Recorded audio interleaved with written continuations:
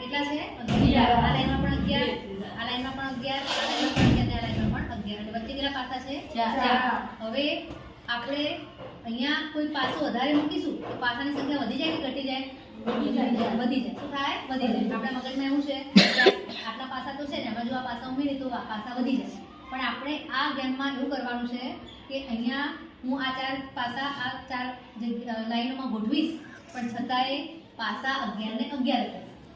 નવી લાગે છે બધાને પણ છતાં કેવી રીતે થાય તો આપણે સમજીએ તો એની એક સરસ ટ્રીક છે તો સૌથી પહેલા આપણે એક પાસો અહીંયા મૂકી દઈશું આ 4 માંથી એક પાસો અહીંયા બરાબર છે હજુ આપણે આ 4 પાસાની ગોઠવણી અહીંયા કરવાની છે તો આપણે ગણતરી કરીએ તો 3 3 ને 2 5 5 ને 2 7 7 ને 3 10 હજુ આપણે એક એક પાસાની જરૂર છે તો આ પાસામાંથી એક પાસો આપણે અહીંયા મૂકી દઈશું એક પાસો અહીંયા મૂકી દઈશું એક પાસો અહીંયા મૂકી દઈશું એક પાસો અહીંયા મૂકી દઈશું ચલો હવે ગણતરી કરો કેટલા થાય છે આ લાઈનમાં 11 આ લાઈનમાં કેટલા થાય છે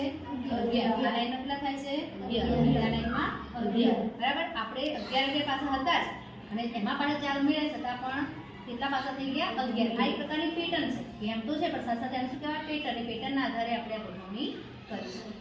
ગમે બધાને હા સ્ટોપ અહીં અમે જુદા જુદા ફલકોવાળા વિવિધ 3D આકારો બનાવ્યા છીએ જેના વિશે હું અને મારા મિત્રો ટૂંકમાં માહિતી આપીશું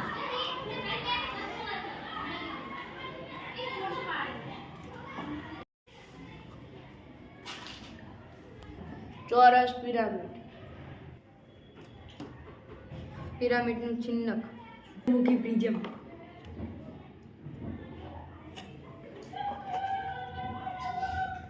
સમઘન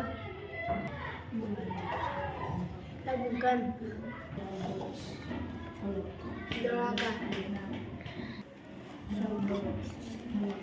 પંચકોણીય પિરામિડ સમાંતર ષટફલક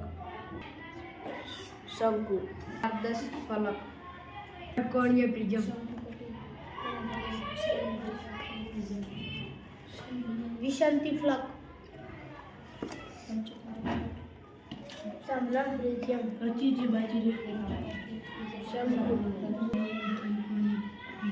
પંચતારકીય પ્રિઝમ અનિયમિત પંચકોણીય પ્રિઝમ અષ્ટફલક